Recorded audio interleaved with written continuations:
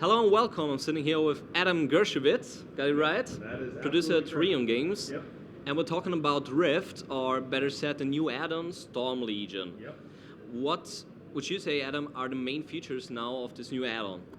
So there's a lot of things that we're adding with Storm Legion, but the things that are most important is we've got 2 new massive continents. We've almost tripled the size of the game world. We've added 10 new levels to all of our players, so all the players go up to 60. They've also gotten 4 new souls, so there's a lot of new things for you to play with if you've got, you're into the class building mechanics of the soul system. On top of that, we've added what we call dimensions. Really cool housing style feature where people can customize their own bit of Talara. And of course, on top of it all, we've taken all of the really cool features such as the zone events and the world events and really cranked them up and done really huge monsters, really exciting things for players. Oh, nice, because that's the thing where we want to go later, but this housing thing, is it account-based, or has it a guild character? Oh yeah, so dimensions are what we're calling our new housing style system. I'm not calling it housing because it's a lot more than that. What we're allowing people to do is take areas of the existing game world, so things that, hey, I really love this area of Silverwood, for example. Well, you can get a dimension of that, and you can customize it however you want. Dimensions come in 2 flavors. They have personal dimensions, so that's just my dimension that I can invite any of my friends in or my guild mates, or I can stay out, this is my spot. But we also have guild dimensions as well. So a guild can own a larger piece of the game world and customize it just like an individual player would as well. Will there be any changes in PvP play? There'll be quite a bit of changes in PvP play. It's a little difficult for us to talk about that right now because if you follow the game in 1.9 just a couple months back, we added Conquest. And so Conquest was such a big change to PvP. It's really changed the way we want to approach PvP in the expansion. So we're readjusting our plan and changing what we're going to be doing. It really did radically change what we wanted to do with the X-Pac PvP. So you're giving it more weight now? Yeah, I mean, we're definitely trying to figure out, exactly what we want to do in PvP. Obviously, there'll be more prestige ranks for people to get. There'll be new PvP equipment, gear, achievements, etc. But really what we're trying to work on now is what type of PvP content do we want to do? Are we going to do more things like Conquest? Are we going to expand on that system? Do people really want more war fronts?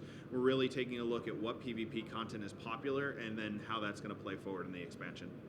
So you'll learn from your players and you adjust into the desires. Yeah, definitely. I mean, that's what Trion's all about. We're all about taking and looking what the players have enjoyed and really putting those into what our content updates are.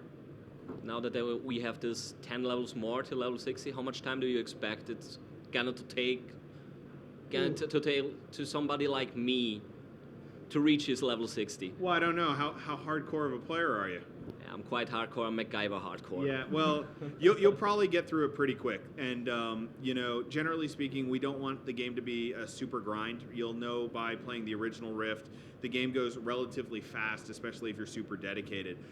But you really miss a lot of things along the way. So we do tell people to kind of play through, experience it, so you can do the puzzles, the achievements, the collections.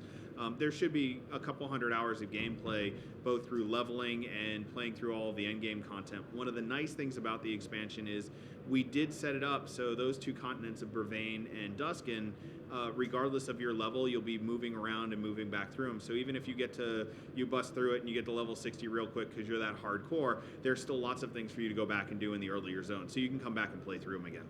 And if I don't want to go back and look at something like end content, what do we have there? Is there something new? I don't know. What specifically are you asking about? Like, what can you give me? Dungeons, big bad monsters. Yeah. So there is a lot of new dungeon content, right? So we've got 7 new dungeons, a variety of different types. They range from really big to kind of smaller areas. So we have like a Golem Foundry Factory, where it's one big giant kind of room factory, and you're fighting the factory, so it's building new monsters for you as you defeat others. We've got other ones that are more traditional. We've got 3 new raids planned, one of which is kind of focused towards smaller guilds, towards 10-man. Other ones are 20-man raids with multiple encounter difficulties inside of it. And then for your solo players, we do have some more Chronicles, which are 1- and 2-person instances planned as well. So there is quite a bit of dungeon content right there, day 1, when you hit level 60 for you to play.